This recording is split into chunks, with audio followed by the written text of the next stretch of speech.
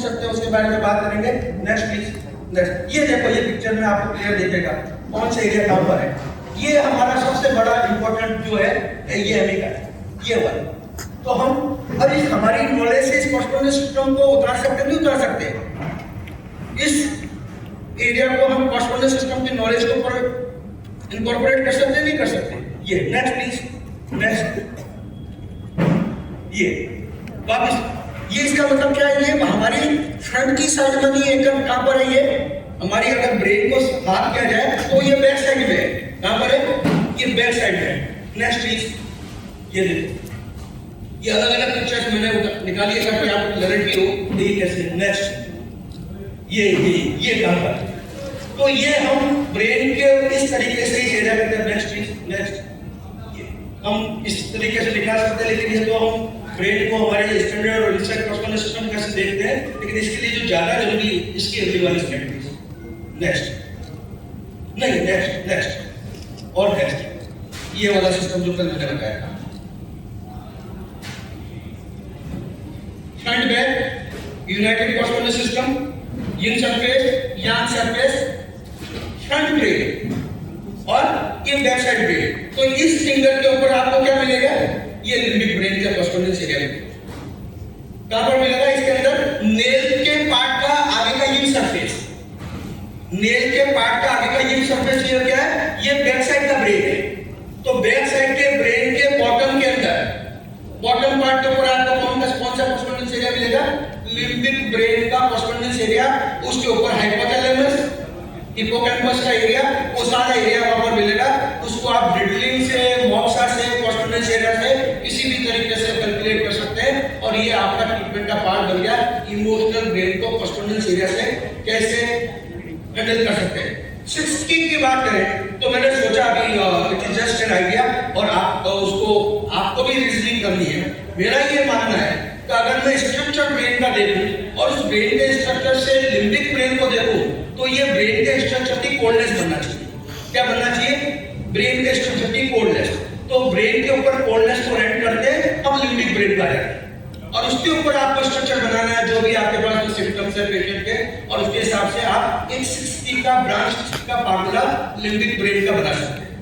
तो हम energy system की भी बात कर रहे हैं आज, क्योंकि आज तो एनर्जी उन्होंने मेरे को असाइन कर रखा है कि आज मेरिडियन की एनर्जी फ्लो थेरेपी की बात करनी है, कॉस्मोलॉजी की नहीं करनी है। तो मैं थोड़ा डर के मारे कॉस्मोलॉजी बोल रहा हूँ और दोनों बोल। तो हमने बोला मेरिडियन स्ट्रोक की भी बात है, मेरिडियन स्ट्रोक की बात है। तो इस तरीके से ये कॉस्मोलॉजी सिस्टम अगेन, इस तरह के कॉस्मोलॉजी सिस्टम को यूज करने के लिए क्या चाहिए, कॉन्शियसनेस। इसके बिना ये कॉस्मोलॉजी सिस्टम हम सक्सेसफुली यूज नहीं कर सकते। यानी अब ये हमारी फ्रंट बैक कंप्लीट बॉडी है, ये ओपन बॉडी है। ये ओपन बॉडी में ये फ्रंट इंटरनल पार्ट है, ये बैक साइड का इंटरनल पार्ट है और उसके अंदर एंटर होके आपको कॉन्शियसनेस ट्रीटमेंट के साथ में हमारे प्रमोद जी ने बताया स्माइल के साथ करो, विक्टर जी ने बोला एक्टिवेट के साथ करो। कहने का मतलब है उस डिवाइन फोर्स के साथ में कॉन्शियसनेस में आ जाओ, उसमें निडल लगा दो, 2 निडल लगा दो, बॉक्स लगा दो, मंत्र कर दो, मुद्रा कर दो, आपकी मर्जी है, ये आपकी मर्जी है। तो एक अपॉर्चुनिटी है, एक पॉसिबिलिटी है कि ये लिम्बिक ब्रेन को अगर मैंने देखा, मैंने 60 की किताबें ढूंढ ली, लेकिन मेरे को ये स्ट्रक्चर का क्लासिफिकेशन प्रोफेसर कागू का भी दिखा तो नहीं दिखा। तो मैंने सोचा अपन क्या करें, क्योंकि ये deep with in the brain है, इनसाइड द ब्रेन है, तो मैंने इसको कोल्डनेस स्ट्रक्चर माना। क्या माना इसको, लॉजिकल बताता हूं। तो ब्रेन के अंदर कोल्डनेस, अगेन लिम्बिक ब्रेन, उसके अंदर आप स्ट्रक्चर बनाकर ट्रीटमेंट करेंगे तो आप लिम्बिक ब्रेन से इसका फायदा उठा सकते हैं। तो ये एक और अपॉर्चुनिटी नेक्स्ट आ जाएगी।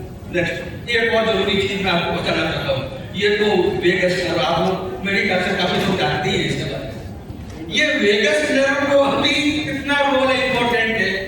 पहली बात है, हेल्थ के फील्ड में हो तो पहले तो समझो सब्जेक्ट को, हेल्थ आती कहां से, हमारी बैड हेल्थ अफेक्टेड कहां से होती है। अरे रोग पैदा क्यों होते हैं, तो रोग पैदा होते तो उसका रूट कहां पर है और उस रूट को हम हैंडल कर सकते हैं नहीं कर सकते, और उसका सरल तरीका है। तो ये one of the important again हमारी फिजिकल, मेंटल और इमोशनल हेल्थ के लिए जो जरूरी बात है वो कौन सी है, वो वेगस नर्व है। ये हमारे ब्रेन और गट के बीच का एक्सिस है एक्चुअली। ये क्या है, ब्रेन और गट एक्सिस पढ़ते नहीं पढ़ते आजकल। पहले तो हम अल्टरनेट मेडिसिन वाले कहते थे ब्रेन मॉडर्न मेडिसिन भी मानता है ये गट में होता है वो ब्रेन को इफेक्ट डालता है। इवन वो कहता है प्रोबायोटिक डाइट जो हमारे गट का जो बायो जो एनवायरनमेंट है वो हमारे जो हेल्दी बैक्टीरिया है वो अगर नहीं हो हमारे गट के अंदर तो हमारे ब्रेन का असर होगा। ये तो रिसर्च करने लगे, यानी गट की हेल्थ बेटर होना बहुत जरूरी है ब्रेन की हेल्थ के लिए। तो ये तो वही बात हो गई, घूमते बुद्धू घर पे आए, हम पहले से कहते आ गया पहले इतना से फर्क है। तो ये गट ब्रेन एक्सिस को हैंडल कैसे करें भाई, वो सिस्टम कौन सा है, तो वो सिस्टम वेगस नर्व। वो सिस्टम कौन सा है, वो वेगस नर्व का है। तो आगे देख लेते वेगस नर्व, आ जाओ आगे चले।